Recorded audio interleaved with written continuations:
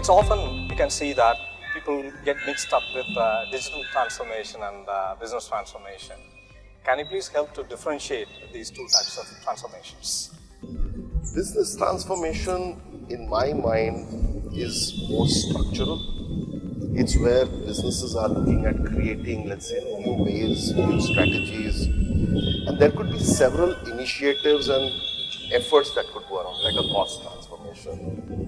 Now, digital transformation, the way I look at it is that, it's part of business transformation, but you're using a lot of enabling technologies.